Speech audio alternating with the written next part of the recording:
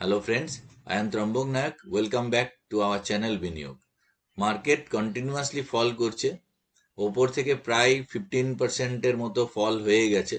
কালকে তো একদম মার্কেটে রক্তগঙ্গা বইয়ে দিয়েছে। তো এই নিয়ে সবাই ভীত সন্ত্রস্ত, প্রচুর ফোন আসছে আমার কাছে। আমার এক্সিস্টিং ইনভেস্টার যারা অনেক পুরনো ইনভেস্টার তারাও এমনকি মাঝে মাঝে ফোন করে। তো এই সিচুয়েশনে কি করা উচিত আর কি করা উচিত নয় সে নিয়ে আমাদের ডিসকাশন, কিছু কোটেশন নিয়েও আমরা আলোচনা করব। যখন এরকম ট্রাবলসাম সিচুয়েশন আসে তখন যারা মহাপুরুষ আর কি, যারা স্টক মার্কেটের দিকপাল লোকজন, তাদের কিছু কোটেশন যদি আমরা ফলো করি তাহলে আমাদের কনফিডেন্স পাই। তো সেই নিয়ে আমাদের ডিসকাশন হবে এবং দেখব যে শর্ট টার্মে যেরকম পেনফুল মার্কেট আর লং টার্মে কতটা আমাদের প্লেজার দেয় মার্কেট, মানে কতটা রিটার্ন কামানো যায়, সেটা নিয়েও আমি আজকে ডিসকাশন করব। তো ভিডিওটি শেষ পর্যন্ত দেখতে থাকুন। তো স্টক মার্কেটে আমরা সবাই টাইমিং করতে ব্যস্ত থাকি, কিন্তু অ্যাকচুয়ালি স্টক মার্কেটে টাইমিং করার থেকে টাইম দেওয়াটা প্রয়োজন। কেননা যখনই আপনি টাইমিং করতে যাবেন তো 10 বারের মধ্যে আপনি হয়তো 6 বার টাইমিং করবেন, যদি আপনি খুব ভালো রিসার্চ আপনার থাকে তো 4 বার আপনার ফেলিওর হবে। কিন্তু আপনি যদি টাইম দেন মানে বলতে চাইছি লঙ্গার টার্মে, নট ফর শর্ট টার্ম। আপনি যদি 5 দিন, 10 দিন, 20 দিন, 30 দিন না দেখে মার্কেটটাকে 3 বছর, 5 বছর, 10 বছরের স্প্যানে দেখেন, তাহলে আপনার সাকসেস রেশিও অনেক বেশি হয়ে যাবে। তো একটা সুন্দর কোটেশন আছে, সেই কোটেশনটাই আজকে আমরা ডিসকাশন করব। ফার্স্ট কোটেশন আমাদের নিক মারের একটা কোটেশন আছে যে timing the market is a fools game, whereas the time in the market is your greatest advantage. উনি এটাই বলতে চাইছেন যে টাইমিং করতে যাওয়া মানে হচ্ছে বোকাদের গেম, যেখানে টাইম টাইম দেওয়াটা মার্কেটে হচ্ছে গ্রেটেস্ট অ্যাডভান্টেজ। এটাই অ্যাকচুয়ালি যারা পোর খাওয়া ইনভেস্টার, যারা ওয়েলথ ক্রিয়েশন করে, তারা মার্কেটকে টাইম দেয়। শর্ট টার্মে ট্রেডিং করে খুব একটা পয়সা বানানো যায় না। যারা ট্রেডার, অপশন বা ফিউচার অ্যান্ড অপশনে ট্রেড করে, সেখানে 98%, 99% লোকের ফেলিওর আসে, অনলি 1% লোক সাকসেস পায়। এবং তাদের সেই 1% লোকের যদি আপনি ক্যারেক্টারিস্টিক দেখেন, দে আর লাইক সুপার রোবট, মানে রোবোটিক ডিসিপ্লিন তারা মেনটেন করে। সে কারণেই তাদের এই ধরনের রিটার্ন আসে। বাদ বাকি কিন্তু মেজর পোর্শন 98-99% লোক লুজ করে টাকা। তো আমি যেটা দেখছিলাম, নিফটি চার্টে যদি আমরা দেখি, দেখুন আমরা এখানে উইকলি চার্ট নিয়েছি। উইকলি চার্টে 5 দিন সোম থেকে শুক্র, 5টা যেটা ক্যান্ডেল তৈরি হচ্ছে সেটাকে একটা বার রিপ্রেজেন্ট করছে। তো মার্কেট টপ এখানে বানিয়েছিল মোটামুটি 23শে সেপ্টেম্বর 2024। তো সেখান থেকে যদি আমরা দেখি তো প্রায় 15.18% মতো ডাউন আছে। তো মার্কেটের আগেও বহুবার ডাউন হয়েছে। মেজর ফল মার্কেটে জেনারেলি হয় 10 বছর পর পর। মানে মেজর ফল বলতে ওভার, মানে 30%, 40% কারেকশন, যেমন কোভিডের সময় হয়েছিল, যেমন সাবপ্রাইম ক্রাইসিস 2008 সালে হয়েছিল, যেমন টেক বাবল বাস্ট করে যখন 2000 সালে হয়েছিল, ডট কম বাস্ট, আর 1992-তে হর্ষদ মেহতা স্ক্যামের সময় হয়েছিল। তো যে কোনো এরকম বড় ফল মানে 50%, 40% ফল জেনারেলি 10-12 বছর পর আসে। তো যেহেতু কোভিড এর ফল 2000 সালে, 2020 সালে আমরা দেখে নিয়েছি, এখান থেকে দেখুন কোভিড এর ফলটা প্রায় 38%-এর ফল ছিল নিফটিতে। তো আমরা 2020 সালে দেখেছি। তো এইরকম 30-40%-এর ফল আমার মনে হয় যে সামনের 10 বছর আমরা দেখতে পাবো না। এই যে ফলগুলো আসবে সেগুলো হচ্ছে 15%, 20% ফল।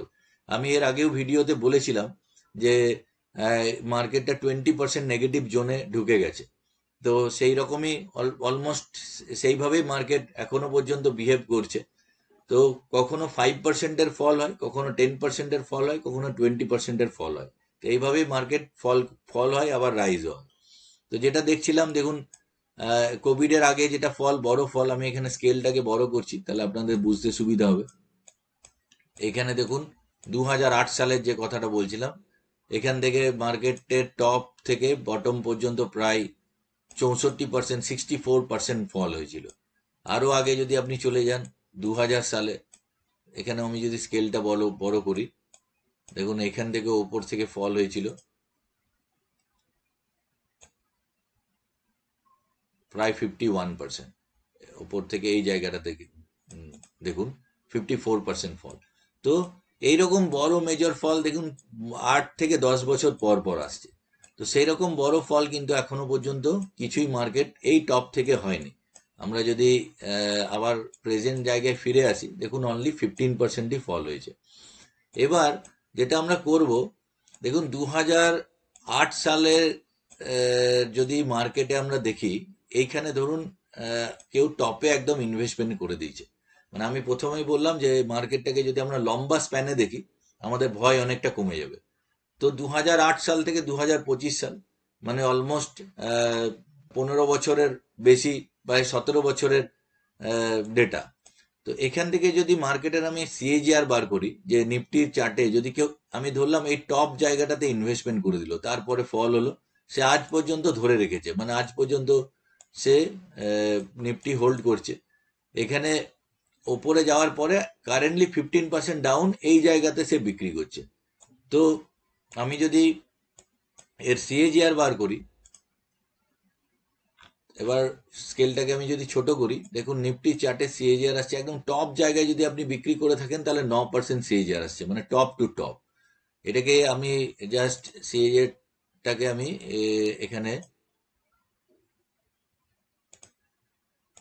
টপ জায়গায় বিক্রি না করে, ধরুন আজকে আপনার টাকার দরকার, তো আপনি এইখানে বিক্রি করছেন, তো আপনার 7.7% সিএজিআর আসছে। মানে আপনি আজকের ডেটে সব থেকে লোয়েস্ট জায়গায় বিক্রি করছেন, মানে টপ থেকে প্রায় 15-16% মার্কেট পড়েছে, সেই জায়গায় বিক্রি করছেন।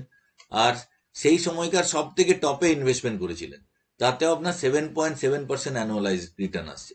এবারে যদি আমরা নিফটি 50 চার্টে দেখতে থাকি যে এই 10 ইয়ারে কেমন রিটার্ন দিয়েছে, যেমন আদানি এন্টারপ্রাইজে 24.1% রিটার্ন দিয়েছে, মানে সেই সময়কার টপ আজকের ডাউন। আপনার আদানি পোর্টে 9.7% রিটার্ন দিয়েছে। এশিয়ান পেন্টসে আপনি 18%, 19% সিএজিআর পাচ্ছেন। অ্যাক্সিস ব্যাংকে 8.9% পাচ্ছেন। অ্যাপোলো হসপিটাল 20.2% পাচ্ছেন। বাজাজ অটো অতদিন বয়স হয়নি সেজন্য এলো না। এখানে ব্রিটানিয়া, সরি, ভারতী এয়ারটেলে 7.8% পাচ্ছেন। বিপিসিএল এ 11.6% পাচ্ছেন। বাজাজ ফাইন্যান্স সে রিটার্ন আসছে প্রায় 35.4% পাচ্ছেন। তো এইভাবে বিভিন্ন ডেটা আমাদের কাছে আসছে। টাইটান যদি আমরা দেখি 23.9% আসছে। উইপ্রো যদি দেখি 9.9% আসছে। মানে কেউ 9.9%, কেউ 12%, কেউ 20%, কেউ 30%-এর ওপরে সিএজিআর আসছে। আপনি এখানে একটাও দেখতে পাবেন না যে 7%-এর নিচে রিটার্ন আছে, মানে এত লম্বা পিরিয়ডে। মানে আমি সব থেকে ওয়ার্স্ট সিচুয়েশন ধরেছি, মানে সেই সময়কার সব থেকে টপ আর আজকের সব থেকে বটম। তো এই 10 ইয়ারে আমার অ্যাটলিস্ট যে কোনো স্টকে আমার এফডির থেকে বেশি রিটার্ন আসছে। তো এটাই তো মানে ইনভেস্টমেন্ট করার, আপনি যদি প্যাসিভ ইনভেস্টারও হন তাহলেও আপনার এফডির থেকে বেশি রিটার্ন আসছে। এবার আপনাকে অ্যানালিসিসের মাধ্যমে আপনি এবার এশিয়ান পেন্টসে যেমন আমার 18.7% আসছে, আবার অ্যাক্সিস ব্যাংকে আমার কম আসছে, 8.9% আসছে। তো এবার এখানে জাজ করার জায়গা আছে যে আমি এশিয়ান পেন্টস নেবো না অ্যাক্সিস ব্যাংক নেবো। এবং এটা একটা বিরাট লম্বা হরাইজেন। তো এখানে লং টার্ম ট্রেড করার মধ্যে আপনি এমন অপরচুনিটি পাবেন, আরো উপরে বিক্রি করতে পারেন, আবার নিচেও কিনতে পারেন। সেইভাবে ট্রেড করলে অনেক বেশি রিটার্ন আসে। কিন্তু যেখানে লং টার্মে আপনি যদি মিউচুয়াল ফান্ডেও দেখেন 12-15% সিএজিআর আসে। ইদানিং প্রায় সব মিউচুয়াল ফান্ডই ডাউন হয়েছে। এরকম অবস্থায় জেনারেলি দু ধরনের ইনভেস্টাররা আছে, যারা অলরেডি ইনভেস্টমেন্ট করে ফেলেছেন, আর এক ধরনের ইনভেস্টার আছে যারা মার্কেটে নতুন এন্ট্রি করতে যাচ্ছেন। যারা মার্কেটে নতুন এন্ট্রি করতে যাচ্ছেন তাদের ক্ষেত্রে মানে বিরাট একটা অপরচুনিটি। মানে আপনি যদি 15% নিচে আপনি ইনভেস্টমেন্ট করেন, যখন মার্কেট আবার নতুন হাই বানাবে তখন কিন্তু আপনার হিউজ রিটার্ন আসবে। তো পাওয়ার অফ কম্পাউন্ডিং এমন একটা কনসেপ্ট, এটা লোকে অ্যাপ্লাই করতে পারে না, বোঝে সবাই কিন্তু বাস্তব জীবনে অ্যাপ্লাই করতে পারে না।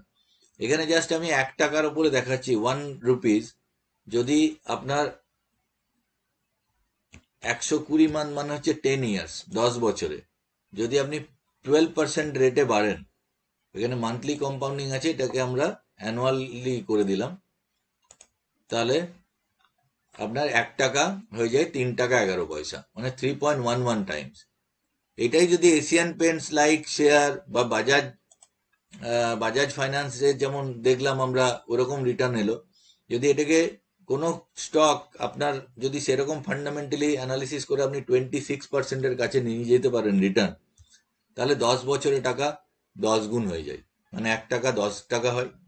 এবার এটাই যদি কন্টিনিউয়াস আপনি 10 বছরের জায়গায় 20 বছর কন্টিনিউ চালান, তাহলে 1 টাকাটা হয়ে যায় 100 টাকা, মানে 20 ইয়ার্সে আপনার 26% সিএজিআরে 101 টাইমস হয়। তাহলে আজকের ডেটে যদি আপনার কাছে এখানে 1 লাখ টাকা থেকে থাকে, আপনি যদি 20 ইয়ার্সে যদি 26% সিএজিআর আপনি কামাতে পারেন, তাহলে আপনার 1 লক্ষ টাকাটা 10 কোটি টাকার কাছাকাছি হয়ে যায়। আজকে যদি আপনার 10 লাখ টাকার ক্যাপিটাল হয়, তাহলে যদি কন্টিনিউয়াস 26%-এ আপনি যদি গ্রো হতে থাকেন 20 ইয়ার্সে, তাহলে আপনার এটা প্রায় 101 কোটি টাকা হয়। তো এটাই হচ্ছে পাওয়ার অফ কম্পাউন্ডিং। এটা বিলিভ করার ব্যাপার আছে, কেন শর্ট টার্মে আপনি পাওয়ার অফ কম্পাউন্ডিং বুঝতে পারবেন না, যত লং টার্মে যাবেন আপনার কম্পাউন্ডিং এর মজা বুঝতে পারবেন।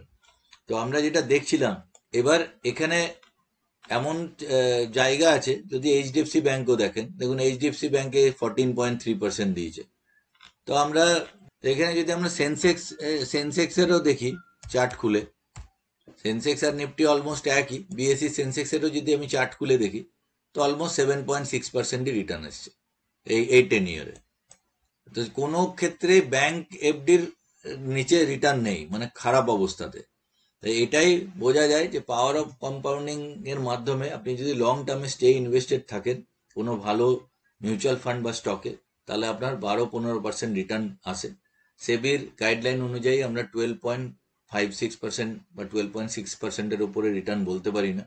তো 12.6% রিটার্নও যদি আপনি ধরে চলেন, তাহলে আপনার আজকের ডেটের 1 টাকা যদি আপনার ইনভেস্টমেন্ট হয়, আর যদি 20 বছর যদি আপনার 12.6% রিটার্নও আসে, তাহলে আপনার 1 টাকাটা প্রায় 10.73 টাইমস হয়ে যায়, মানে 10 টাকা হয়ে যায়। তো এটাই হচ্ছে মূল মন্ত্র। সব থেকে বড় যে কোটেশন, যে Warren Buffett one said, be fearful when others are greedy and greedy only when others are fearful. তো এইটাই হচ্ছে বেসিক হচ্ছে মার্কেটের, যে অন্যরা যখন ফিয়ারফুল আপনাকে গ্রিডি হতে হবে, আর অন্যরা যখন গ্রিডি তখন আপনাকে ফিয়ারফুল হতে হবে। কেননা এশিয়ান পেন্টসের মতো শেয়ার, আপনি যদি এখানে এশিয়ান পেন্টসের আমি চার্ট খুলি, এশিয়ান পেন্টস এখানে ডেলি চার্টে আমি আবার চলে যাচ্ছি, আমি সিএজিআরটাকে বন্ধ করে দিলাম। তো এশিয়ান পেন্টসের কাছে যদি আমরা চলে যাই, তো এখানে যখন টপে আমরা এই জায়গাতে এশিয়ান পেন্টস ভালো লাগতে লাগে, 3,544 টাকায় আমাদের ভালো লাগতে লাগে। আবার সেম কোম্পানি এশিয়ান পেন্টস যখন এখান থেকে ওপর থেকে টপ থেকে প্রায় 38% ডাউন আছে, তখন আমাদের খারাপ লাগতে লাগে। তো এটাই অ্যাকচুয়ালি যারা ইনভেস্টার তারা উল্টো কাজ করে, যখন আমাদের ভালো লাগে দাম দেখে তখন তাদের খারাপ লাগে, তখন তারা ফিয়ারফুল হয়। আর আজকে যখন আমাদের মানে ভয় লাগছে, মানে ফিয়ারফুল হচ্ছি, তাদের জল আসছে যে এই জায়গায় আমি ইনভেস্টমেন্ট করলে কি রিটার্ন পাবো। যে জাস্ট এখানে যদি কেউ ইনভেস্টমেন্ট করে জাস্ট টপে গিয়ে বিক্রি করে, তাহলেও 60% রিটার্ন আছে। তো আজকে এই নিয়েই ডিসকাশন করলাম। আজকে ডিসকাশনটা একটু অন্য ধরনের। আজকে শনিবার, কালকে সানডে, আপনারা এনজয় করুন। আশা করি ভিডিওটি ভালো লাগছে। ভালো লাগলে অবশ্যই বন্ধুদের সঙ্গে শেয়ার করবেন। আর এখনো সাবস্ক্রাইব না করে থাকলে সাবস্ক্রাইব করে রাখবেন অল বাটনে ক্লিক করে, তাহলে এই জাতীয় ভিডিও এলেই আপনারা ভিডিওটি পেয়ে যাবেন। আজকের জন্য এটুকুই। জয় হিন্দ, জয় ভারত।